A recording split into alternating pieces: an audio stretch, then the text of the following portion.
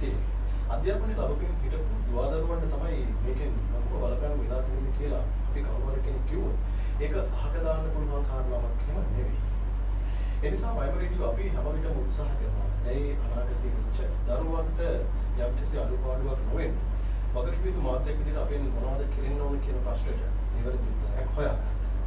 ඒ නිසා තමයි වයඹ ගුරුවරයා වැඩසටහන සවස් 2ට අපි ඔබේ නිවස්කාරන්නේ. අදත් සුබුදු පරිදි අපේ මැදවිය සූදානම් වෙනකොට වයඹ ගුරුවරයා වැඩසටහන වෙනුවෙන්. අදත් අපේ මැදිරියට මේ වෙලාවේ මෙමින්ලා ඉන්නවා. කුරුණෑගල පොඩහවිල ඇතුළු ප්‍රධාන නගර කිහිපයක තමන්ගේ ශිල්පීය දැනුම දරුවන්ට බෙදා හදා දෙන ප්‍රවීණ දේශකවරයෙක් තොමේෂ් චන්දිව අපේ ආචාර්යතුමා. අයිබෝන්. තොමේෂ් ගුරුතුමා අද දැන් අපේ මැදිරියට ඇවිල්ලා අපිට ගණන් වල තියෙන ඉලක්කම් වල ඉන්න පුළුවන් සියලුම ගැටලු කුඩා දරුවෝගෙන් නම් වැඩිහිටියා දක්වාට තියෙන ගැටලු निराකරණය කරලා දෙන්න අවශ්‍ය කරන මාර්ගෝපදේශ ලබා දෙනවා කියලා තමයි සාකච්ඡාවේදී කිව්වේ. අපි මොකක්ද ගුරුතුමනි අද මේ කතා කරන්න හදන්නේ? අයිබෝන් පුතේ. මම හිතන්නේ අද අපි මේ ලෑස් වෙලා ආවේ මම ගොඩක්ම මේ දරුවන්ට විතරක් නෙමෙයි අපේ මේ වැඩිහිටියන්ටත් තියෙන පොඩි ප්‍රශ්නයක් මම ගොඩක් වෙලාවට දැකලා තියෙනවා. සමහර අවස්ථාවල් තියෙනවා ටිකක් ලොකු ඉලක්කමක් දැක්කොත් සංඛ්‍යාවක් දැක්කොත් එහෙම ටිකක් කියව ගන්න පැකිලෙනවා. මම හොඳටම දැකලා තියෙනවා ඔය අපේ සමහර වැඩිහිටියෝ බැංකු වලට හරි මෙහෙම ගියාම ටිකක් ලොකු ඉලක්කමක් දැක්කම කියව ගන්න පොඩ්ඩක් දන්නේ නේද? සමහරවල්ලාට තියෙනවා ඉලක්කම් කියනවා මේක සම්පූර්ණ කොහොමද මේ උච්චාරණය කරගන්නේ කියලා දන්නේ. ඉතින් මම කල්පනා කරා දැන් මේක පොඩි දරුවන්ට තියෙන ප්‍රශ්නයක්. ඊට පස්සේ අපේ O level දරුවෝ වෙනකොට දැන් 6 වසරේ 7 වසරේ වගේ දරුවන්ට ඕක හොඳට පුළුවන්. මොකද ඒ පන්ති වල තමයි ඕක උගන්වන්නේ. ඊට පස්සේ ලොකු පන්ති වලට එන ටික ඕක මොකද වෙන්නේ? අමතක වෙනවා. අන්තිමේ ලොකු පන්ති වලට එනකොට අමතක වෙලා වැඩිහිටියෝ වෙද්දී ඕක අමතකම වෙලා යනවා. ඉතින් මම කල්පනා කරා ඔය ඔක්කොටම ගැලපෙන්න ඔය සංඛ්‍යා සම්බන්ධව තියෙන ඒවා කොහොමද කියවන්නේ? ඊට පස්සේ ඒ සම්බන්ධව එකතු කිරීම කරන්නේ කොහොමද? අඩු කිරීම, ಗುಣ කිරීම, දශම සංඛ්‍යා කිව්වම ගොඩක් කට්ටිය දශම කිව්වම බය වෙනවා. ඊට පස්සේ තව ওই සම්බන්ධව අපිට තියෙනවා සදිශ සංඛ්‍යා කියලා. ඒ වගේ සංඛ්‍යා සම්බන්ධව තියෙන ගොඩාක් ලොකු පරාසයක් තුල කතා කරන්න පුළුවන් දෙයක් මේක. ඒ පරාසය තුල මට මේ රේඩියෝ නාලිකාව අපේ වයමන නාලිකාව වරහා කතා කරන්න පුළුවන් උපරිමයේ කතා කරන්න මම බලාපොරොත්තු වෙනවා.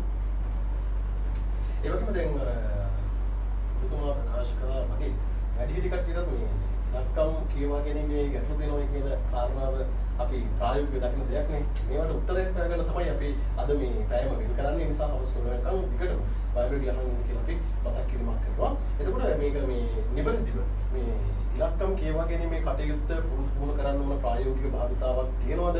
එහෙම නැත්නම් විශේෂ ක්‍රමවේදයක් තියෙනවද මේක නිවැරදිව හඳුනා ගන්න? ඇත්තටම විශේෂ ක්‍රමවේදයක් තියෙනවා. ඒ විශේෂ ක්‍රමවේදී හරියටම ඔළුවේ වැඩ කරනවා නම් ඕනම කෙනෙක්ට මම හිතන්නේ හරිම පහසුයි සංඛ්‍යා කියව ගන්න. ඒ විශේෂ ක්‍රමය ගැන තමයි මම අද ඇත්තටම ගොඩක් දුරට කතා කරන්න බලාපොරොත්තු වෙන්නේ. මේ විශේෂ ක්‍රමය ගැන. හරිද පුතේ? ඉතින් දැන් මම මේ ඔන්න අද ඇවිල්ලා ඉන්නේ අපි කලින් වැඩසටහන් දෙකක් විතර කරා. අපි පරිමිතිය වර්ගඵලය කියන කොටස් දෙකම ඔයාලට ඉවර කරා. ඒතකොට දැන් මේ නිමාඩුවේ දැන් ඔයාලා ගෙදර ඉන්නේ දුවේ පුතේ.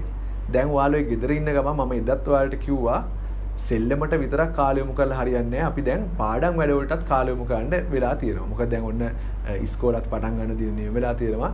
ඉතින් ඔයාලට ආපහු ඒ වැඩ ටිකට යොමු වෙන්න වෙනවා. නැත්තම් ඉස්කෝලේ ගියාට පස්සේ මොකද වෙන්නේ? පස්සට යන්න වෙනව නේද?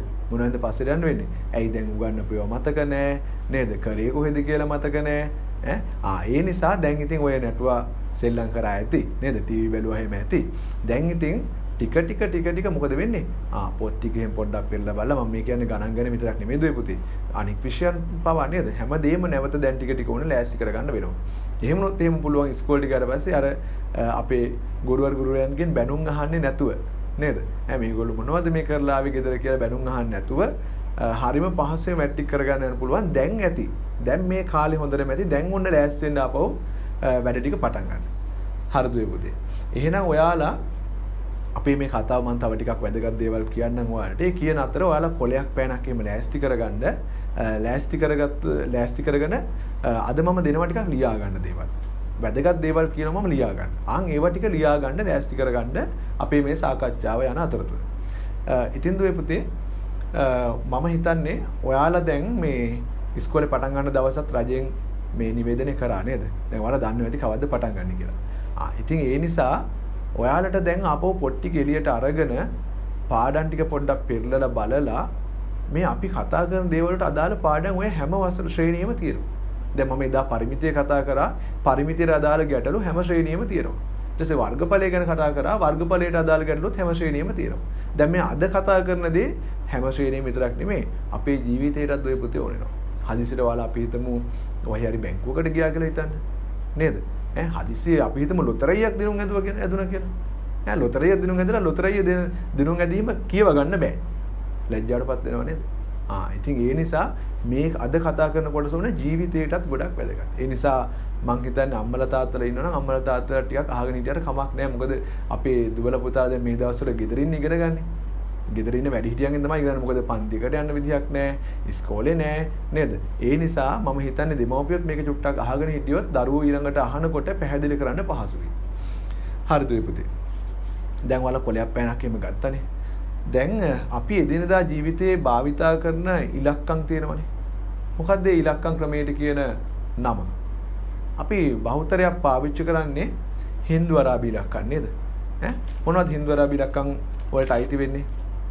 0 1 2 නේද? 3 4 කීය දක්වා අයිති වෙනවද? 9 දක්වා තියෙන ඉලක්කම් ටික අයිති වෙනවා. ඉතින් ওই 9 දක්වා තියෙන ඉලක්කම් ටික දුවේ පුතේ ඇද්ද අපිට තියෙන ඔක්කොම සංඛ්‍යා ටික ලියන්න? ඇති. හොඳටම ඇති. අපි දන්නවා අපිට තියෙන ඕනෑම විශාල සංඛ්‍යාවක් මේ ඉලක්කම් ටික පාවිච්චි කරලා ලියන්න පුළුවන්. ඉතින් දුවේ පුතේ මම අද ඔයාලට ඒ සංඛ්‍යා ලියන විදිය ඒවා ලියුවාම කොහොමද පහසුවෙන් කියව ගන්න පුළුවන් විදිහට ලියන්නේ. මොකද සමහර ළමයි මම දැකලා තියෙනවා ලියනවා ඒ සංඛ්‍යාව ලිව්වහම ආයේ කාටවත් කියවන්න බෑ. කාටවත් කියවන්න බෑ කියන්නේ මේ ගුරුවරු වෙච්ච අපිටත් වෙලාවට කියව ගන්න බැරිනවා මේ ළමයි මොකද්ද මේ ලියලා තියෙන්නේ කියලා. ඒකට හේතුව තමයි අපි දන්නවා දුවේ පුතේ සංඛ්‍යා ලියනකොට අපි කලාප වෙන් කරන්න ඕනේ. නේද? ඔයාලා දැකලා ඇති අර මේ ලොතරැයි දිනුම් අදිනකොට නම් ක්‍රමා දාලා වෙන් කරලා තියෙනවා නේද? හැබැයි අපි මතක තියාගන්න අපේ සිලබස් එකේ අපේ රජයේ සිලබස් එකේ කොහෙවත් අපි ක්‍රමා පාවිච්චි කරන්නේ නැහැ විභාග වලට. ක්‍රමාව දාන්න නැතුව තමයි අපි ලියන්නේ. අපි ඒ වෙනුවට ක්‍රමයක් පාවිච්චි කරනවා. පිටිපස්සේ ඉඳලා පිටිපස්සේ කියලා මම මෙතන අදහස් කරන්නේ දකුණ. දකුණේ ඉඳලා වම් පැත්තට ඉලක්කම් 3න් 3 අපි කලාප වෙන් කර ගන්නවා. මේ කලාප වෙන් කරගෙන ලිව්වහම දුවේ පුතේ හරිම පහසුයි ආපහු කියව ගන්න. දැන් ඔය පොඩි පන්ති වල ඉන්න දුවල පුතාලා නම් ඔය කලාප ගැන හොඳටම දන්නවා. මොකද ඒගොල්ලන්ට තමයි ඕක 6 වසරේදී තමයි ඕක මුලින්ම ඔයාලට ආමන්ත්‍රණය වෙන්නේ. නේද? එතකොට ලොකු පන්ති වලදී ටික ඒව අමතක වෙලා යනවා. එහෙනම් දුවේ පුතේ පොඩ්ඩක් ලියා ගන්න. අපි මෙහෙම කරමු. ලියා ගන්න මෙන්න මෙහෙම මම ඉලක්කම් ටිකක් කියන්න මේ ඉලක්කම් ටික ලියා ගන්න. ඊට පස්සේ මම ඒ ගැන පැහැදිලි කිරීමක් කරන්න නැවත අපි ලියන්න ඕන නම් ඒකත් කියන්නම්. මෙන්න මේ ඉලක්කම් ටික ලියා ගන්නකො දුවේ පුතේ. 25යි 32යි 43යි 36. දැන් ඔය මම නිකම්ම ඔන්න කිව්වේ. 25යි 32යි 43යි 36 කියලා. දැන් මේ සංඛ්‍යාව එකපාරට කියන්න කිව්වොත් එහෙම දැන් ඔයාලා ඔය ලියලා තියෙන විදිහට කියන්න අමාරුයි. දැන් උන මම කලාප වෙන් කරන්න කියලා කිව්වේ නෑ. මම කිව්වේ නිකම්ම ඉලක්කම් ටික ලියා ගන්න කියලා. ඇත්තටම දුවේ පුතේ මේක අමාරු වෙන්න හේතුව තමයි ඔයාලා මේකේ කලාප වෙන් කරේ නැති නිසා. නේද? ඔයාලා කලාප වෙන් කරා නම් හරිම පහසුවෙන් මේක කියව ගන්න පුළුවන්. අපි දැන් පොඩ්ඩක් බලමුද මේ කලාප වෙන් කරලා. ඔන්න දුවේ පුතේ ඔයාලා පිටිපස්සේ ඉඳලා ඉස්සරහට. ඒ කියන්නේ දකුණු පැත්තේ ඉඳලා වම් පැත්තට ඉලක්කම් 3 වෙන් කර නැවත ලියා ගන්න ඔය කොලේ. ඔයාලා ගත්ත කොලේ දකුණු පැත්තේ සිට වම් පැත්තට පිළිවෙලින් ඉලක්කම් 3 පොඩ්ඩක් වෙන් කරනවා කියලා කිව්වහම ඕක වෙන් කරන්න එපා දුවේ පුතේ. මේ අර ගොඩාක් නේද ඉලක්කම් 5ක් 7ක් 8ක් ලියන්න ප්‍රමාණයට වෙන් කරන්න එපා. සාමාන්‍යයෙන් ඉලක්කම් භාගයක් වගේ ලියන්න පුළුවන් පොඩි ප්‍රමාණයක් තමයි වෙන් කරන්නේ. නැත්තම් නේද? අපිට නැත්තම් ඉලක්කම කියව ගන්න නේද පොත වටේම දුවන්න වෙනවා. නැත්තම් කොලේ වටේම හොයන්න ඕනේ කොයි ඉලක්කම ඉතුරු කැඩටි කියලා. හරි. එහෙනම් ඕක ලියාගෙන දැන් ඔන්න ලිව්වහම සමහර දුවල පුතාලට ප්‍රශ්නයක් වෙන්නේ නැති. සර් මේ අවසාන කලාපෙට කියන්නේ වම් පැත්තේ එන අවසානට ආපු කලාපෙට ඉලක්කම් 2නේ තියෙන්නේ. ඔව් පුතේ එහෙම තියෙන්න පුළුවන්. ඒ කියන්නේ වම් පැත්තේ තියෙන කලාපෙට ඉලක්කම් 1ක් තියෙන්නත් පුළුවන්, 2ක් ඉතුරු වෙන්නත් පුළුවන්, 3ක් ඉතුරු වෙන්නත් පුළුවන්. හරි රයිට් එහෙනම් අපි ඔන්න බලමු මම කලාප ගැන පොඩි හැඳින්වීමක් ඔතන කරන්නම් ඔන්න පළවෙනි ඉලක්කම් 3 මම මෙතන දුවේ පුතේ පළවෙනි ඉලක්කම් 3 කියලා හැඳින්වුවේ දකුණු පැත්තේ අපිට හම්බෙන පළවෙනි ඉලක්කම් 3 ඒ ඉලක්කම් 3ට ඔන්න ඔයාලා තියෙනවා ඇත්තේ 3යි 3යි 6යි ඕකට අපි කියනවා දුවේ පුතේ ඒකක කලාපි කියලා මොකද්ද කියන්නේ ඒකක කලාපි කියලා ඊළඟ කලාපි තියෙනවනේ ඒ කියන්නේ 3යි 2යි 4යි ආපු කලාපි තියෙනවනේ අන්න ඒ කලාපෙට අපි කියනවා දහස් කලාපි කියලා. මොකද්ද කියන්නේ? දහස් කලාප. ඔන්න දන්නේ නැති දුවල පුතාලා ඉන්නවනේ ලියා ගන්න ඕක. ඊට පස්සේ තව ඉලක්කම් දෙකක් ඉතුරු වුණා නේද? දෙකක් ඉතුරු වුණා. ඔන්න දැන් අර වල ප්‍රශ්නයක් ආවේ නේද? ඇයි දෙකක් ඉතුරු වුණේ කියලා. ඒ ඉතුරු වුණු දෙක අයිති වෙන්නේ මිලියන කලාපෙට. ඔන්න මත තියාගන්න දකුණේ ඉඳලා වම් පැත්තට කිව්වොත් ඒකක කලාපය දහස් කලාපය මිලියන කලාපය. දැන් දුවේ පුතේ ඕක හරිම පහසුයි අපිට දැක්ක ගමන් පිළිවෙල මතක තියාගත්තා නම් ඒකක දහස් මිලියන. එහෙනම් පටන් ගන්න තියෙන්නේ මොනවැන්ද? මිලියන වලින් පටන් ගන්න තියෙන්නේ. අන්න. එහෙම කලාප වෙන් කරගත්තාම ඔයිට පටන් ගන්නේ මිලියන කලාපෙන්ද දහස් කලාපෙන්ද කියන එක පහසුවෙන් හොයාගන්න පුළුවන්. දැන් ගොඩක් කට්ටියට වෙන්නේ ඕක මතක නැහැ. ඔය පිළිවෙල මතක නැහැ. මිලියන කලාපි කොතෙන්ද එන්නේ කියලා මතක නැහැ. දහස් කලාපි කොතන තියෙන කියලා මතක නැහැ. දැන් දුවේ පුතේ ඕක මිලියන කලාපෙන් නවතින්නේ නැහැ. මම තව උදාහරණයකට ඔයාලට ලෑස්ති කරන් තියෙන්නේ. ඕක තව යනවා බිලියන කලාපෙට. තවත් එතනින් හරිය දැන් ඔයාලට නම් ට්‍රිලියන කලාපේ නැහැ. නමුත් ඔයාලට බිලියන කලාපේ දක්වා තමයි තියෙන්නේ. ඉතින් ඔහොම කලාප දිගටම යනවා. ඒතකොට ඔය කලාප පිළිවෙල අපිට මතක නම් හරිම පහසුවෙන් මේක පටන් ගන්න ඕනේ මිලියන වලින්ද. නේද? මේක පටන් ගන්න ඕනේ මිලියන වලින්ද. නැත්තම් බිලියන වලින්ද නැත්තම් දහස් වලින්ද කියන එක පහසුවෙන් අවබෝධ කරගන්න පුළුවන්. එහෙනම් අපි දැන් මේ කතා කරපු උදාහරණය බලමු. දැන් දුවේ පුතේ ඕක පටන් ගන්න මිලියන කලාපෙන්. ඒතකොට ඕක කොහොමද කියවන්නේ? මිලියන කලාපේ කීයක් තියෙනවද? බය වෙන්න එපා ඕනේ. සමහර කඩේ ඕක බය වෙලා මේ කියව ගන්න බැරි වෙනවා. මිලියන කලාපේ තියෙනව කොච්චරද? 25ක්. එහෙනම් 25 මිලියන මිලියන ඒවා කීයක් තියෙනවද? 25ක් තියෙනවා. එහෙනම් 25 මිලියන ඊළඟට තියෙනවා දහස් කලාපේ 324ක්. එහෙනම් ඒක කියවන්නේ දුවේ පුතේ 324,000. ඔන්න ආයෙත් මම මුලින්ම කියන්නම් 25 මිලියන 324,000 අවසාන ටික නිකම්ම අපි කියලා දානවා මෙන්න මෙහෙම 336. ආයෙත් ඔන්න ඕනනම් අහගන්න 25 මිලියන 324,336. ඕම් ඔහොමයි අපි ඕක කියවන්නේ. එතකොට හරිම ලේසි ඔය මිලියන කලාපේ දුවේ පුතේ අපි හිතමු තව එකක් ඉස්සරහට ආව කියලා හිතන්න. දැන් ඔය අපි ලියාගත්ත සංඛ්‍යාවෙම තව අපි හිතමු එකකුත් ඉස්සරහට ආවා. එතකොට පටන් ගන්නම කලාපේ වම් පැත්තේ මුල්ම කලාපේ 125ක් වෙනවානේ. එතකොට මිලියන ඒවා කොච්චරක් තියෙනවද? මිලියන ඒවා තියෙනවා 125ක්. අන්න එහෙනම් එතකොට පටන් ගන්නේ කොහොමද? 125 මිලියන. දැක්කද? බය වෙන්න දෙයක් නැහැ. 125 මිලියන. අර ටික එහෙමමයි. කොහොමද? 324,336. ඉතින් කිසිම ආකාරයකින් බය වෙන්න දෙයක් නැහැ. ඔය විදිහමයි බිලියන කලාපෙත් අපිට කියන්න තියෙන්නේ. හරි. අපි එහෙනම් දැන් පොඩි විරාමයක් අරගෙන ඉතුරු ටිකට ලෑස්ති වෙමු නේද දුවේ පුතේ? හරි. එනවා ඔයාලා ඔන්න ලෑස්තිලා ඉන්න. මම තව ටිකකින් එනවා. තව දෙයක් අලුත් දෙයක් ඔයාලට කියලා දෙන්න.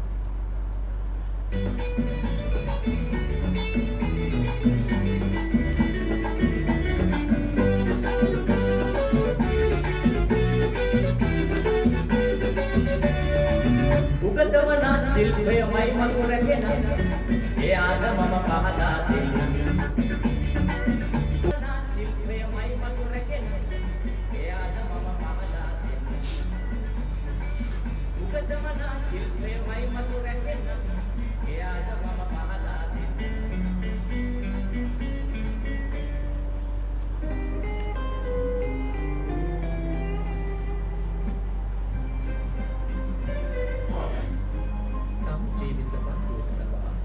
දේශයක ජනතාවගේ ජීවිත සුරක්ෂිතතාව උදෙසා සියලු ක්ෂේත්‍රවල ශ්‍රේෂ්ඨ යුද්ධ වයින් රේඩියෝ කවුන්සිලියෝ චාය මෙන්සෙතින ඔබේ අනුගමනය මෙහෙවර මතුලක මේ මම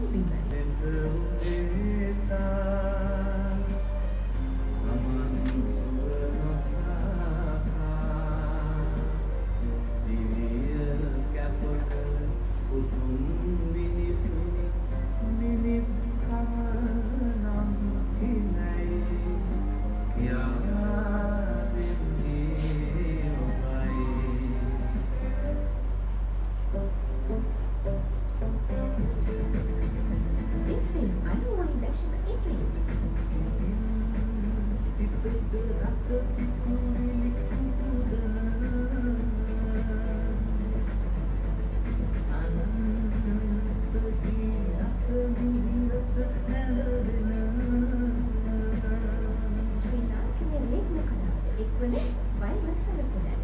වයවර රේඩියෝ FM 90.1. අයිකෝ රේඩියෝ දැන් අහගෙන ඉන්න වෙලාව සම්ස 2යි විනාඩි 22යි වයඹුරේ වැඩසටහනත් එක තමයි ඔබ දෙවිලා ඉන්නේ. කොමෙස් චන්දිම ගුරුතුමා අපිත් එක්ක මෙතන ඉන්නවා ගණිතයේ විෂය. අපි ගණන් ඇතුලේ ඉලක්කම් කියවා ගන්නේ කොහොමද කියන එකට නිවැරදි මඟ පෙන්වීමක් තමයි ගුරුතුමාද අපිට මේ වැඩසටහන හරහා ඔබට තොරතුරු සංවිධානය කරන්නේ. අපි එතනින්ම කතා කරමු කොමෙස් ගුරුතුමා. ඔව් දෙවිපති. ඔන්න දැන් අපි මේ මෙච්චරලා කතා කරානේ මේ සංඛ්‍යා සම්බන්ධව. ඒතකොට සංඛ්‍යාවල තව දුරටත් මම ඉස්සරහට යනවා. ඊට කලින් මම ඔයාලට දුවේ පුතේ දෙයක් කියන්න කැමතියි. ඔයාලා අපේ මේ වැඩසටහන ගැන මම මොකද ඔයාලගේ යාළුවෝ හැමෝම මේ වෙලාවේ අසරණලා ඉන්නේ නේද? හැමෝම මේ වෙලාවේ මේ අධ්‍යාපනය ලබා ගන්න විදියක් නැහැ නේද? ඉස්කෝලේ යන්න විදියක් නැහැ, පන්ති යන්න විදියක් නැහැ. ඒ නිසා සියලු දෙනාම මේ වෙලාවේ දුවේ පුතේ අසරණ වෙලා ඉන්නේ. දෙමව්පියොත් හරිම අසරණයි මේ වෙලාවේ. සමහර දෙමව්පියන්ට ඇත්තටම දුවේ පුතේ කියලා දෙන්න බෑ. කියලා දෙන්නත් අමාරුයි. සමහර දෙමව්පියෝ දන්නේත් නැහැ නේද? සහ මොකද ගණිතය කියන එක නිරන්තරයෙන් අලුත් වෙනවනේ. අපේ නිර්දේශත් විෂය නිර්දේශත් නිරන්තරයෙන් අලුත් වෙනවා. ඉතින් ඒ නිසා දුවේ පුතේ ඔයාලට පුළුවන් නම් අපේ මේ වැඩසටහන ගැන ඔයාලගේ යාළුවෝ දැනුවත් කරන්න. හැබැයි දැන් යාළුවෝ දැනුවත් කරන්න කියලා යාළුවෝ හම්බෙන්නේ මේ යන්නේ ලෑස්ති වෙන්න එපා නේද?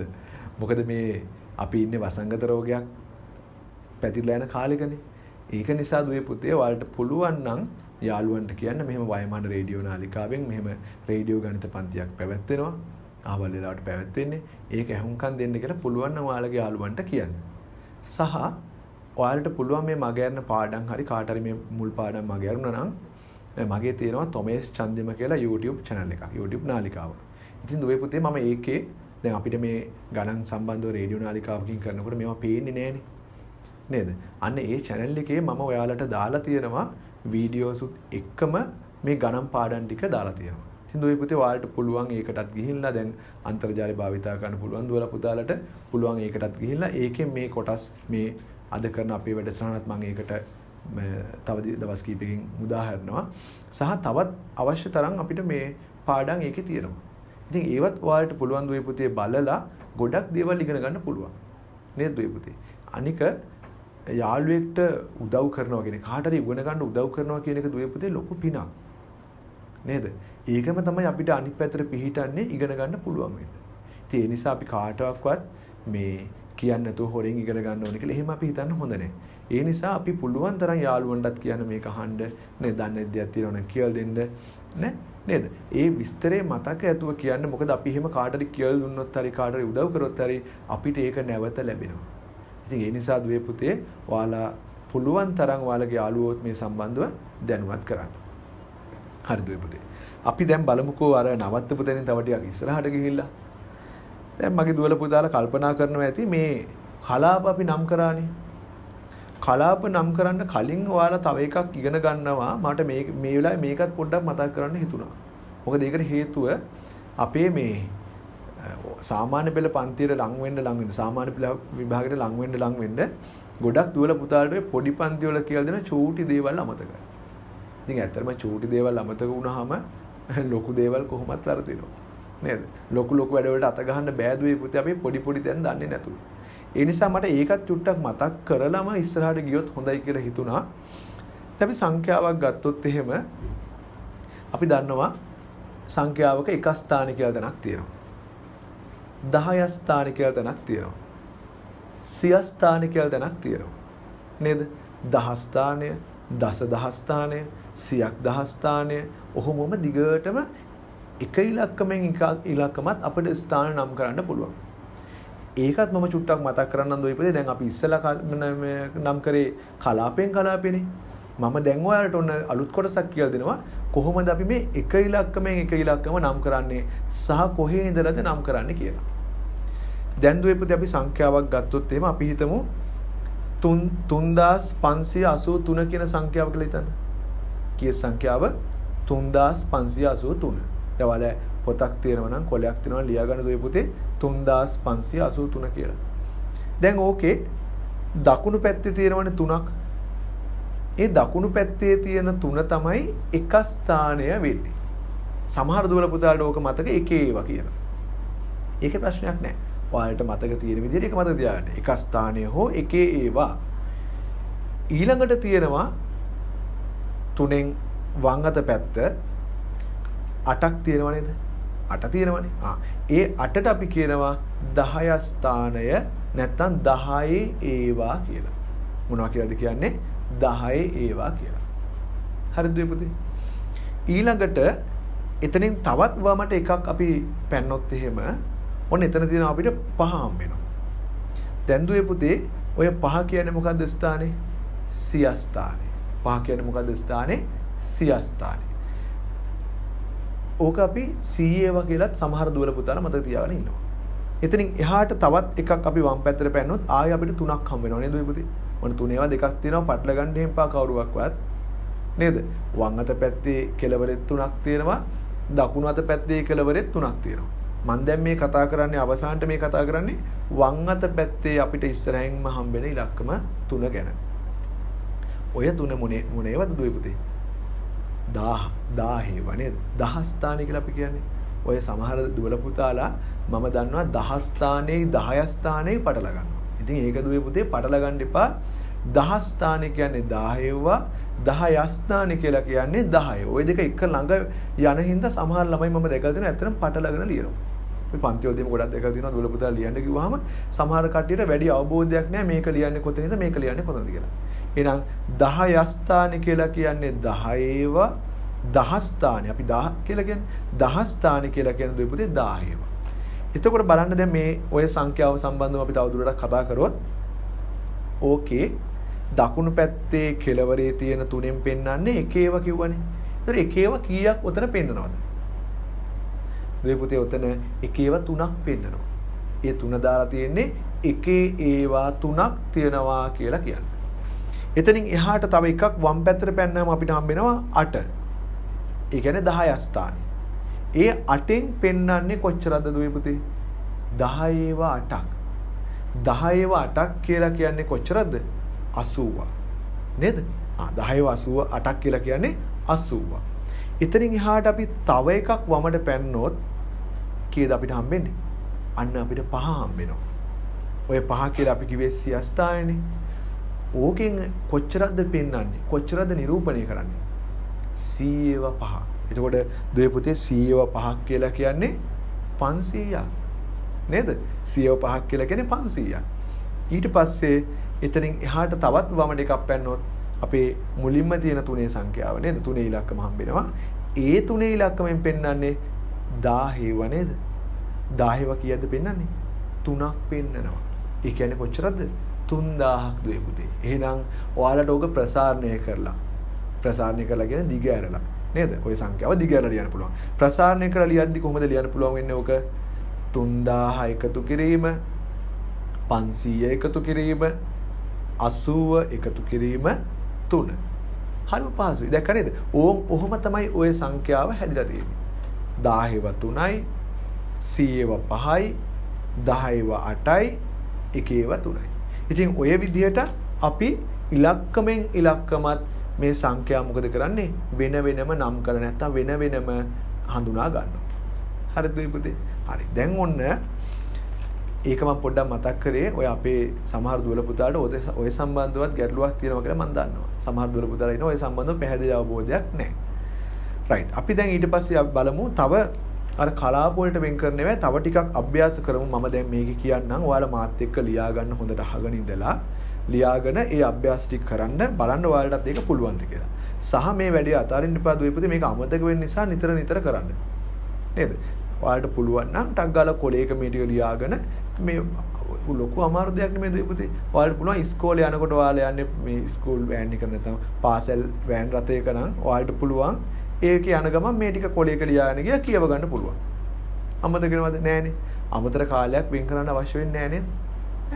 ඉතින් ඒ වගේ සරල ක්‍රම හොයාගන්න මේ ගණන් මතක තියාගන්න. අවශ්‍ය තියරි කොටස් ටික මතක තියාගන්න සරල ක්‍රම හොයාගන්න. ඉතින් ඔන්න දැන් මේ ටික ඒ වගේ ටික මේ ටික ඔයාලට පුළුවන් නම් දුවේ පුතේ මම කියන්නම් පැහැදිලිව එක එක. ඔයාලට පුළුවන් නම් කොලේක වෙනම ලියාගෙන මම හිතන්නේ ඔයාලා පාඩම් කරන පාඩම් මේසෙලක මේක ගහගත්තත් කිසි ප්‍රශ්නයක් නැහැ. ලොකුවට පාට පෑනකින් ලියාගෙන පාඩම් මේසෙ නම් ගහගෙන හැමදාම ඔක උදේට හරි හවසට හරි පොඩ්ඩක් කියවුවා නම් විනාඩි ඕනනම් 5ක් යයි. නේද? එතකොට හැමදාම ඔක මතකින්න. ඔයාලට ගොඩක් දුවේ පුතේ වෙලා තියෙන මේ ප්‍රශ්නේ තමයි ගණන් කිව්වහම කට්ටියගේ මූණ ඇඹුල් වෙන්න හේතුව තමයි ඔයාලා මේක නිතර නිතර කරන්නේ. නේද? බාන්න ඔයාලට දැන් ඉස්කෝල වලින් ගුරුවරු කියනවා දුවේ පුතේ මේවා අදම ගිහිල්ලා කරන්න. නේද? මම දන්නවා ඉතින් බහුතරයක් දුවල පුතාලා අදම කිව්වට ඉතින් අදම කරන්නේ නැහැ. නේද? ගෙදර ගිය ගමන් කම්මැලි හිතෙනවා. ගෙදර සමහර ඉස්කෝලේ යද්දී නම් හිතාන යනවා අද නම් වැඩ ටික අදම කරලා ඉවර කරනවා. අනේ මෙන්න මගට යද්දී ටික ටික මොකද වෙන්නේ? අරක බහිනවා. මොකද්ද බහින්නේ? අර හිතේ තිබුණු අදිෂ්ඨානේ බහිනව නේද? නැති වෙලා යනව නේද? ඉතින් ඒකනේ.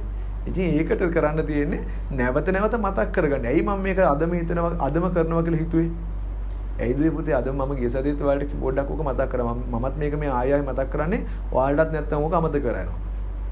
ඕක දුවේ පුතේ ඔයාලා අදම කියන දවසේ කරේ නැත්තම් ඔයාලට ටික ටික මතකය මොකද වෙන්නේ? නැති වෙලා යනවා. නේද? මතකේ නැති වෙලා යනවා. හරි.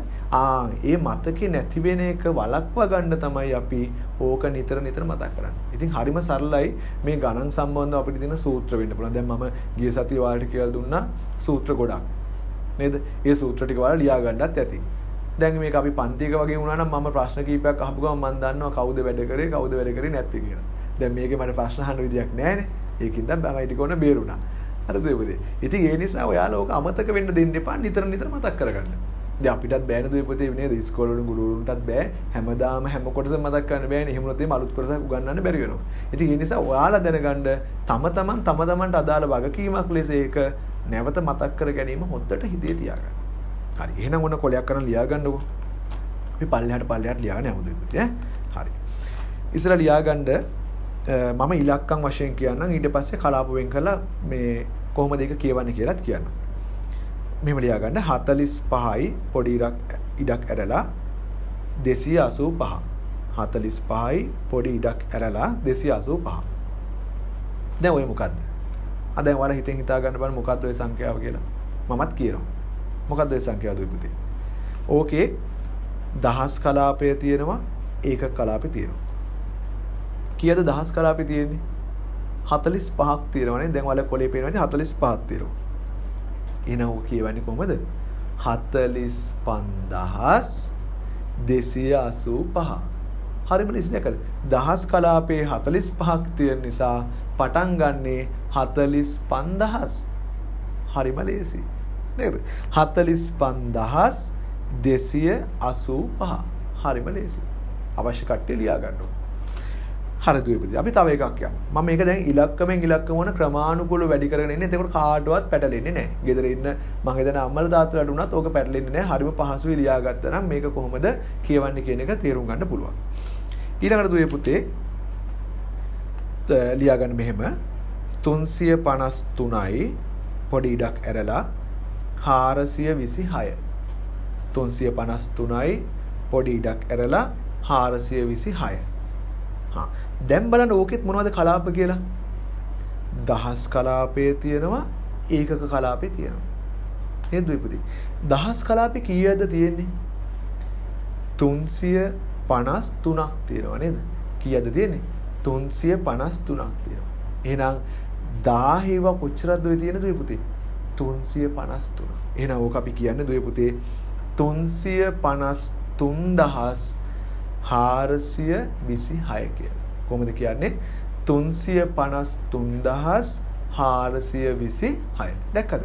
දහස් කලාපයේ 353ක් නිසා අපි පටන් ගන්නෙම කොහොමද? 353000. දැක්කද? කලාපේ නම තමයි යකට කියවෙන්නේ. 353426. හරි දුවේ පුතේ. මම ඔන්න ඊළඟ කලාපෙටත් දැන් පයින්ඩ ලෑස්ති වෙන්නේ. මොකක්ද ඊළඟ කලාපේ මතකද මම කිව්වා? මිලියන කලාපේ නේද? right අපි මිලියන කලාපෙටත් පැනලා බලමු කොහොමද ඒකේව කියන්නේ කියලා. ඔන්න දුවේ පුතේ ලියා ගන්න 2 පොඩි ඉඩක් ඇරලා 600 ආයෙත් පොඩි ඉඩක් ඇරලා 405. ආයෙත් කියන්න මම දුවේ පුතේ 2 පොඩි ඉඩක් ඇරලා 600 ආයෙ නැවත පොඩි ඉඩක් ඇරලා 405.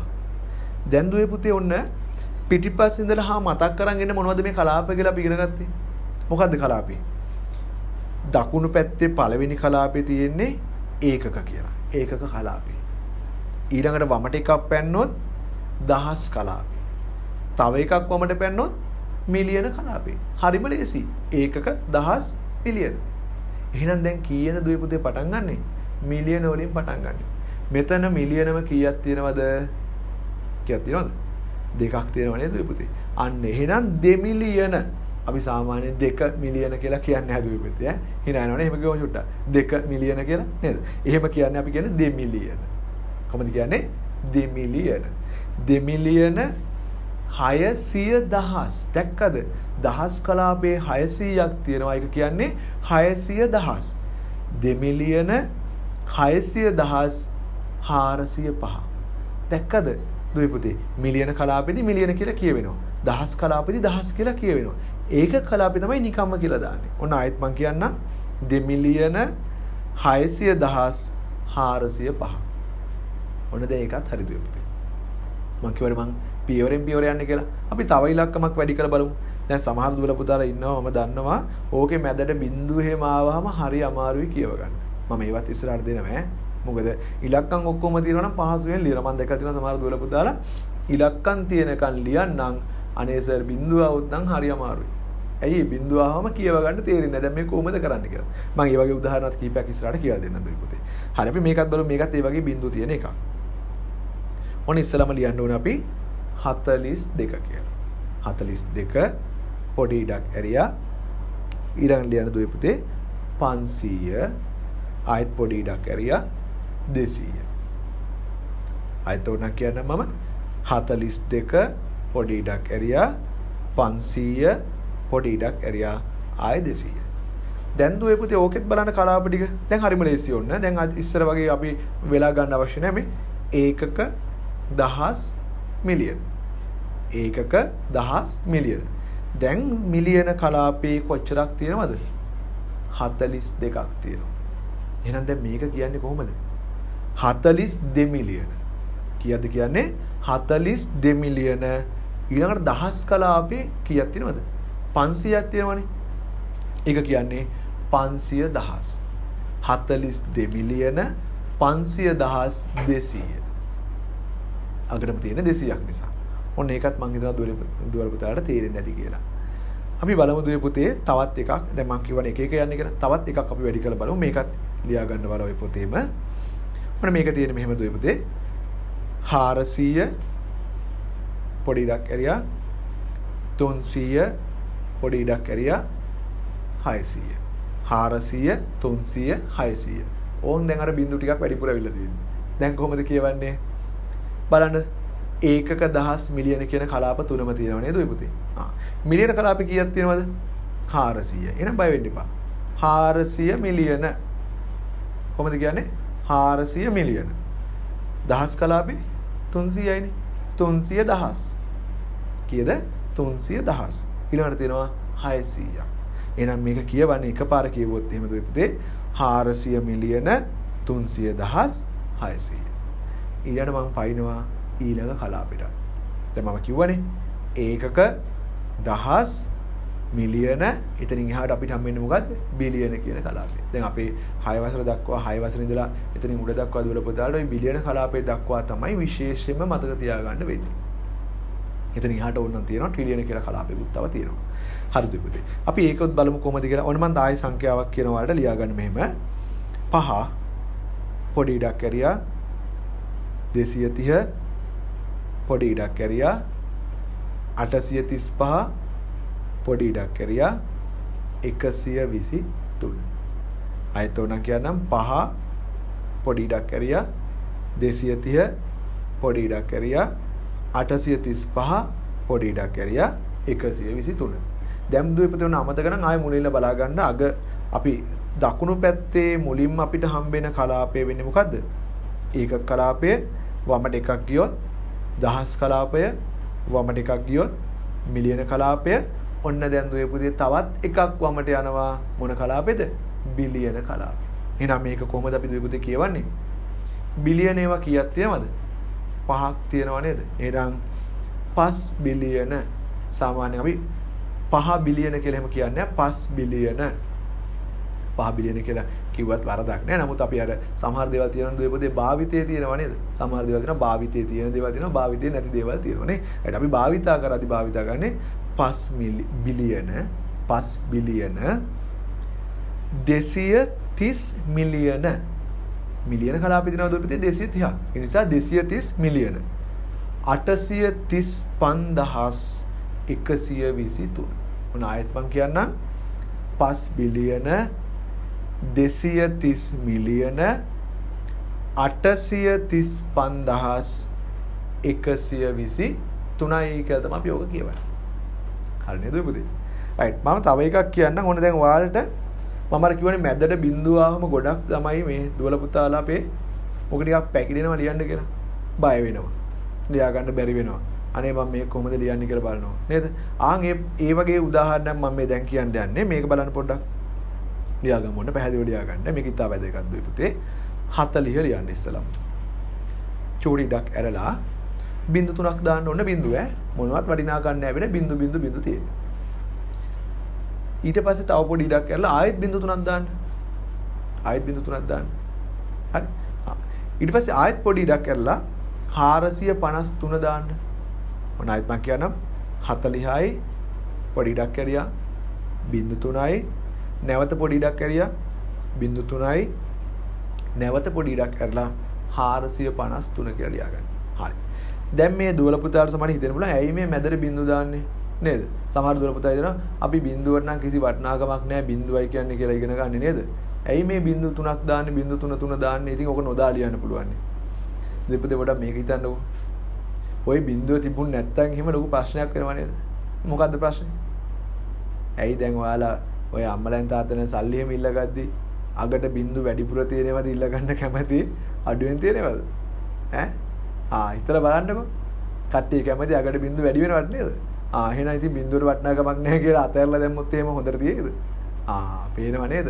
බිංදුවට අපි වටිනාකමක් නැහැ කියලා කිව්වට ඒක යෙදෙන තැන් අනුව අම්මෝ නේද? දුවේ පුතේ ඒක යෙදෙන තැන් අනුව වටිනාකම වෙනස් වෙනවා.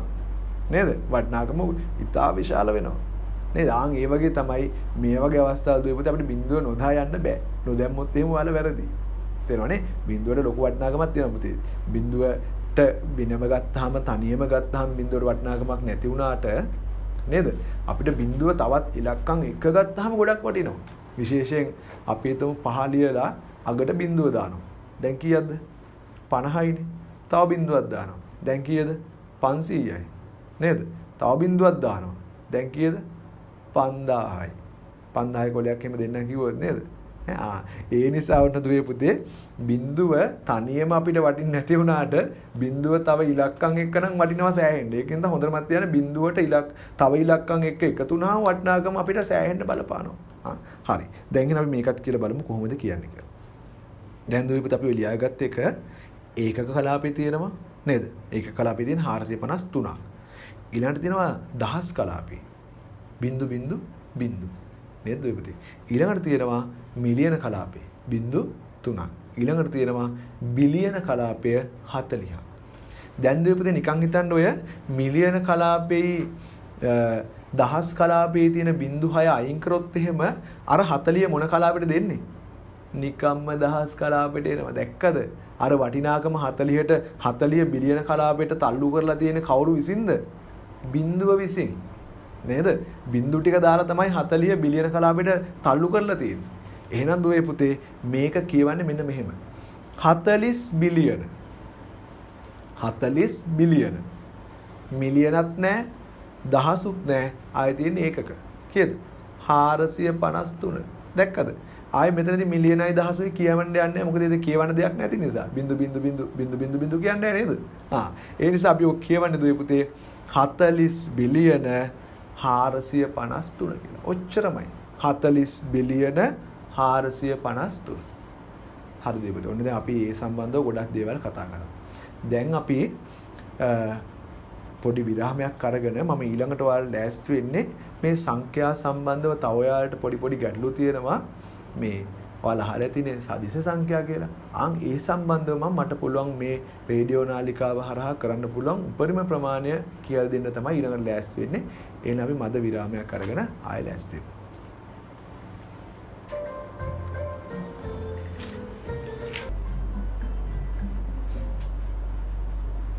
දුපතේ ඔන්න අපි එකතු වෙලා ඉන්නේ මේ වයඹ හඬ රේඩියෝ නාලිකාවෙන් ගෙනෙන ගණිත පන්තියත් එක්ක. හරි දුපතේ. දැන් අපි මෙච්චරලා සංඛ්‍යා සම්බන්ධ ගොඩක් දේවල් ඉගෙන ගත්තානේ. නේද? මම හිතන්නේ වැඩි හිටියන්ටත් ගොඩක් ඒවා මේ උපකාර වෙන්න ඇති ඒගොල්ලන්ගේ එදිනදා ජීවිතයේ දේවල් කරගන්න නේද? හරි දුපතේ. අපි බලමු තව මේ සංඛ්‍යා සම්බන්ධ ඔයාලට එනකොට පොඩි ප්‍රශ්නයක් වෙන තැනක් තව තියෙනවා. සදිශ සංඛ්‍යා. ඒ කියන්නේ දිශාවක් සහිත සංඛ්‍යා. එහෙම කිව්වොත් මතක් වෙයි නේද? සමහර කට්ටියට දිශාවක් සහිත සංඛ්‍යා නැත්නම් සදිශ සංඛ්‍යා කිව්වම මූණ ඇඹුල් වෙලා යනවා. ඇයි මම දන්නවා ගොඩාක් ළමයින්ට මේ ඔය සදිශ සංඛ්‍යා නීතිය හසුරුවා ගන්න හරිම අමාරුයි. හරි දුවේ. සමහර කට්ටිය ඉන්නවා ඇත්තටම මම දකිනවා මේ 11 වසරට ඇවිල්ලත් දුවේ පුතේ සදිශ සංඛ්‍යා නීතිය හරියට හසුරුවා ගන්න බෑ. දැන් අලුත් සිලබස් එක කරනවා අපිට 6 වසරේ ඉඳලා ටික ටික ඔය සම්බන්ධව උගන්වනවා. නේද දුවේ? ඒත් 11 වසරට ආවත් අනේ දෙයනේ මේක කරගන්න බෑ. ඇයි ඒකට හේතුව? ඒකත් අර තමයි හේතුව. නැවත නැවත කරන්නේ නැහැ. නැවත නැවත අභ්‍යාස වල නිරත වෙන්නේ නැහැ. ඉතින් අභ්‍යාස වල නිරත වෙන්නේ නැති නිසා මොකද වෙන්නේ? අමතක වෙලා යනවා. මේක කොහොමද කරේ කියලා අමතක යනවා. ඉතින් මම දැන් මේ අවසාන වශයෙන් ඔයාලට ඒ සම්බන්ධව පොඩ්ඩක් කියලා දෙන්න හිතුවා. දැන් දුවේ පුතේ ඔයාලා දන්නවනේ සංඛ්‍යා රේඛාව. දන්නවනේ සංඛ්‍යා රේඛාව මතක් වෙන්න ඇතිනේ ඔන්න. නේද? බිඳුව තියෙනවා මැද. නේද? දකුණු පැත්තට තියෙනවා 1 2 3 4 කියලා. නේද? වම් පැත්තට තියෙනවා ඍණ 1 ඍණ 2 ඍණ 3 කියලා. ඉතින් ඒ නිසා දුවේ පුතේ ඔයාලා දැන් ඇඳ ගන්න ඕන ඔයාලගේ මේ පොතේ හරි කොලේ හරි සංඛ්‍යා රේඛාවක් ඇඳ ගන්න. මේ සංඛ්‍යා රේඛාව ඇඳලා ඒකේ මැද දාගන්න බිඳුව පොඩි ඉරි කෑල්ලක් දාලා මැද දාගන්න බිඳුව. හරි නේද? දැන් මැද බිඳුව දැම්මට පස්සේ ඒකෙන් දකුණු පැත්තට අපි මොන සංඛ්‍යාවක් දාන්නේ? දකුණු පැත්තට දාන්නේ ධන සංඛ්‍යා. එතකොට දුවපිටේ දැන් ධන සංඛ්‍යා කියලා කිව්වහම ධන 1, ධන 2, ධන 3, ධන 4 කියලා දැම්මත් කමක් නැහැ. ධන ලකුණ නොදා දැම්මත් කමක් නැහැ. සාමාන්‍යයෙන් අපි එදිනදා ජීවිතේ දානකොට ධන ලකුණ දාන්නේ නැහනේ. නේද? අපි කැලෙන්ඩර් එක දින ගත්තොත් එහෙම දුවපිටේ ඕක ඔක්කොම ධන සංඛ්‍යානේ. හැබැයි අපි ඕවට දානවද ධන 1, ධන 2, ධන 3 නේද? එහෙම වුණොත් අපි අර ගෙදර තියෙන කැලෙන්ඩරේ නේද? කැලෙන්ඩරේ ගහන්න සාමාන්‍යයෙන් මේ සෑහෙන ඉඩක් යනවා අපිට. නේද? ඔය දැන් ගහන කැලෙන්ඩරේ වගේ දෙගුණයක් තුන්ගුණයක් විතර ලොකු කැලෙන්ඩරයක් තමයි අපිට ගහන්න වෙන්නේ. නේද? ඒ නිසා මතක තියාගන්න ධන සංඛ්‍යාවල අපි විශේෂයෙන් ධන සංඛ්‍යා ලකුණ දාන්නේ නැහැ. හැබැයි දුවේ පුතේ ඔය බිඳුවෙන් වම් අත පැත්ත තියෙනවනේ. ඔය වම් අත පැත්තේ මොනවද තියෙන්නේ? ඍණ 1, ඍණ 2, ඍණ 3, ඍණ 4 කියලා තියෙනවා ඍණ සංඛ්‍යා. ওই ඍණ සංඛ්‍යාවල නම් අනිවාර්යයෙන්ම අපි දුවේ පුතේ ඍණ කියලා පොඩි ඉරි කෑල්ලක් ඉස්සරහින් දාන්න ඕනේ. මොන හොඳට තියාගන්න ධන සංඛ්‍යා දැමීම අත්‍යවශ්‍යම නෑ ධන ලකුණ. හැබැයි දුවේ පුතේ ඍණ සංඛ්‍යාවල ඍණ ලකුණ දැමීම අත්‍යවශ්‍යම කාර්යයක්. ඒක දැම්මේ නැත්නම් ඔයාලා වැරදි. හරි. ඊට පස්සේ ওই සංඛ්‍යා බැලුවොත් එහෙම කොහේ ඉඳලා කොහාටද විශාලත්වය වැඩි වෙන්නේ? ඔය සංඛ්‍යා රේඛාවේ දුවේ පුතේ වමේ ඉඳලා දකුණට තමයි විශාලත්වය වැඩි වෙන්නේ. කොහේ ඉඳලා කොහාටද? වමේ ඉඳලා දකුණට තමයි විශාලත්වය වැඩි වෙන්නේ. දැන් එතකොට බැලුවොත් එහෙම දැන් ඔයාලට කල්පනා වෙන සමහර දුවල පුතාලට මතක ඇති සමහර කට්ටියට මතක නැතුව ඇති. දැන් අපි ධන සංඛ්‍යා බැලුවොත් 1ට වඩා 2 ලොකුයි. 2ට වඩා 3 ලොකුයි. 3ට වඩා 4 ලොකුයි. ඒක අපි මේ ලෝකේ ඉන්න ඕනෑම කෙනෙක් දන්න දෙයක්. නේද? ඕනෑම කෙනෙක්ට ඒක හුරු දෙයක්. හැබැයි දුවේ පුතේ මේ ඍණ සංඛ්‍යා බැලුවොත් එහෙම ඒකේ අනිත් පැත්ත. මොකක්ද අනිත් පැත්ත කියන්නේ? අපි සංසන්දනය කරොත් එහෙම දුවේ පුතේ ඍණ 3යි ඍණ 2යි බැලුවොත් එහෙම සංසන්දනය කරලා කවුද ඕකෙන් ලොකු? දැන් නේද? සාමාන්‍යයෙන් මතක නැති කට්ටිය නම් කල්පනා කරනවා ඉතින් 3 ලොකුයිනේ සර්. නෑ දුවේ පුතේ. ඍණ සංඛ්‍යාවලදී වෙන්නේ ඒකේ අනිත් පැත්ත. මොකක්ද අනිත් පැත්ත කියන්නේ? ඍණ 3ට වඩා ඍණ 2 ලොකුයි. ඍණ 2ට වඩා ඍණ 1 ලොකුයි. ඍණ 1ට වඩා කවුද ලොකු? බිඳුව ලොකුයි. බිඳුවට වඩා 1 ලොකුයි. ඔහොම තමයි සංඛ්‍යා රේඛාවේ වමේ ඉඳලා දකුණට ඉලක්කම් වල වටිනාකම් මොකද වෙන්නේ? වැඩි වෙනවා. ඕනනම් ඔයාලා ඔය ඇඳගත් සංඛ්‍යා රේඛාවේ ගහගන්න වම් පැත්තේ ඉඳලා දකුණු පැත්තට ඊතලයක්. වමේ සිට දකුණට ඊතලයක් ගහලා ඒ උඩ ලියා ගන්න වමේ සිට දකුණට වටිනාකම ක්‍රමයෙන් වැඩි වෙයි. වමේ සිට දකුණට වටිනාකම ක්‍රමයෙන් මොකද වෙන්නේ දුවේ පුතේ? වැඩි වෙනවා. නේද? අපිට ඒක හොඳටම තේරෙන තැන තමයි බිඳුවට වඩා 1 ලොකුයි, 1ට වඩා 2 ලොකුයි, 2ට වඩා 3 ලොකුයි කියන එක. හරි. හැබැයි අර ඍණ සංඛ්‍යා ගැන කිව්වම පොඩ්ඩක් නිකන් නේද? නිකන් පොඩ්ඩක් බය වෙනවා. ඇයි අර හුරු නෑනේ පොඩ්ඩක්. නේද? එහෙනම් හුරු වෙන්න ඕනේ මතක තියාගන්න වමේ සිට දකුණට යන්න ඉලක්කම් වල වටිනාකම මොකද වෙන්නේ සංඛ්‍යා රේඛාවේදී වැඩි වෙනවා. එහෙනම් ඒක අපි එදිනදා ජීවිතේට ගන්න ගියාමත් එදිනදා ජීවිතේ නම් ගන්නෙ නෑ මේවා අපි සාමාන්‍ය නේද? නමුත් අපි ගණන් වලදී මේ එදිනදා ගන්නවනේ. මොකද ඔක 6 දිත් ඕන වෙනවා. 7 දී 8 දී 9 දී 10 දී 11 දිත් ඕන වෙනවා දුවේ පුතේ. 11ට ගියාම ඉතින් ඕකේ ඒත් බැයි නම් ඉතින් නේද? සාමාන්‍ය පෙළට ගියාම ඉතින් හරි අසරණ වෙනවා දුවල පුතා. නේද දුවේ පුතේ? මොකද ඔයාලට භාග එනවා, දශම එනවා. හරි. ඒ නිසා ඔයාලා ඔන්න මතක තියාගන්න ඍණ සංඛ්‍යාවල ඍණ 3ට වඩා ඍණ 2 ලොකුයි. ඍණ 2ට වඩා ඍණ 1 ලොකුයි. ඒ කියන්නේ වමට වඩා දකුණ ලොකුයි, වමට වඩා දකුණ ලොකුයි. සහ සියලුම ධන සංඛ්‍යා ඍණ සංඛ්‍යා වලට වඩා අනිවාර්යයෙන්ම ලොකුයි දුවේ පුතේ. ඒකද එහෙම තේරුම් නැත්නම් මම උදාහරණයකින් කියන්නද? අපි හිතමු ඍණ 1000යි ධන 1යි සලකන්න. ඍණ 1000යි ධන 1යි සලකන්න. ඍණ 1000යි ධන 1යි සැලකුවාම කවුද ලොකු? ධන 1 ලොකුයි. ඍණ 1000 කියන්නේ ඊටාම කුඩා සංඛ්‍යාවක් දුවේ පුතේ. ධන 1 ගොඩාක් ලොකුයි ඊට වඩා. තේරුණාද? බිඳුවත් ලොකුයි ඊට වඩා අපිට ගණන් වලදී. එහෙනම් ඔන්න හොඳට මතක තියාගන්න දුවේ පුතේ සදිස සංඛ්‍යාවල ඕම් ඔය දේ තියෙනවා. හොඳට මතක තියාගන්න ඔය සදිස සංඛ්‍යා සම්බන්ධ ගැටළු වලදී හරි ප්‍රශ්නයක් වෙනවා ඔය මේ ඔයාලට ඔකේ විශාලත්වය තේරුම් ගන්න බැරි වුණා. හරි. රයිට්. දැන් ඉතින් අපේ දුවේ පුතේ කාලෙත් ඉක්මවාගෙන ඉන්නේ. මම ඉතින් ඔයාලට චුට්ටක් මතක් කරන්න මම පොඩි ඉඟියක් දීලා යන්නම් අපි ඊළඟ දවසේ මොනවද කතා කරන්නේ කියන එක ගැන මම පොඩි ඉඟියකුත් ඔයාලට දීලා යන්නම්. දැන් ඔය සමහර ළමයි ඉන්නවා මම දන්නවා මේ දශම කිව්වහම නිකන් පැටලෙනවනේ. නේද? මම ඒ නිසා දුවේ පුතේ ඊළඟ දවසේ බලාපොරොත්තු වෙනවා දශම සම්බන්ධව ටිකක් වැඩිපුර කතා කරන්න. මොකද දශම සුළු කිරීම කිව්වම මම දන්නවා මේ මම දැන් කියවනේ මම අර YouTube නාලිකාවක් පවත්වාගෙන යනවා කියලා. ඒ හා සමගාමීව මම දුවේ පුතේ මේ අපේ WhatsApp group එකකුත් පවත්වාගෙන යනවා. මොකද ඒකට හේතුව අර YouTube නාලිකාවේ තියෙන ප්‍රශ්න තියෙනවනේ දුවල පුතාලට. ඒ තියෙන ප්‍රශ්න සාකච්ඡා කරන්න අපි WhatsApp group එක හරහා. ඉතින් මේ group එකේදී ගොඩක් දුවල පුතාලට මම ඇහුවාම ප්‍රශ්නයක් අහුවම මේ ඔයාලට මේ දශම සංඛ්‍යා සම්බන්ධව මොනවද දැනගන්න ඕනේ කියලා. නැත්නම් දශම සංඛ්‍යා සම්බන්ධව එකතු කිරීම, අඩු කිරීම, ගුණ කිරීම බෙදීම අවශ්‍යද දැනගන්න කියලා. ඔක්කොටම වගේ අවශ්‍යයි. මට වෙන මැසේජ් උත් දාලා තිබ්බා. අනේ සර් පුළුවන් නම් කියලා දෙන්න ආය අමතක වෙලා. නේද මේ ඕලෙවල් ලියන්න ලෑස්ති වෙන දුවල පුතාලා මම අහලා තිබුණා. ඉතින් දුවිත මම ඒ ගැන කතා කරන්න බලාපොරොත්තු වෙන ඊළඟ වැඩසටහනෙන්. එතකන් ඔයාලා මේ ඔන්න අපේ තොමස් චන්දිම කියන YouTube channel එකකට ගිහිල්ලා ඒකත් subscribe කරලා ඒකේ තියෙන පාඩම් ටිකත් බලන්න.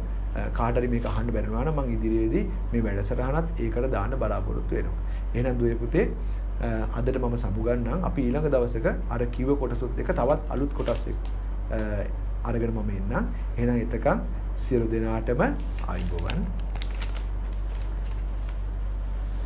දැන් වෙලාව සම්සන්තයි ඉඳලා තමයි අපිට ඔබේ නිවසින් සමුගන්න වෙනවා.